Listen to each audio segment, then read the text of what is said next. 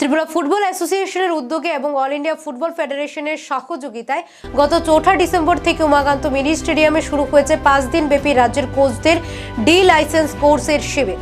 শিবিরে রাজ্যের 24 জন কোচ রয়েছেন, যার মধ্যে একজন মহিলা কোচ রয়েছেন পূর্ণিমা দাস। রাজ্যের কোচেরা কুন্তলা ঘোষ দস্তিদারের কাছ থেকে প্রশিক্ষণ নিচ্ছেন। 4 ডিসেম্বর থেকে ত্রিপুরা ফুটবল অ্যাসোসিয়েশনের উদ্যোগে অল ইন্ডিয়া ফুটবল অ্যাসোসিয়েশনের সহায়তায় আগরতলায় ফুটবলের যারা কোচ তাদেরকে শিক্ষা দেওয়ার জন্য, তাদেরকে তৈরি করার জন্য আমরা একটা শিবির করেছি। সেই শিবিরে All India football federation Kuntala Ghosh দস্তিদারকে পাঠিয়েছেন অ্যাজ এ কোচ এডুকেটর।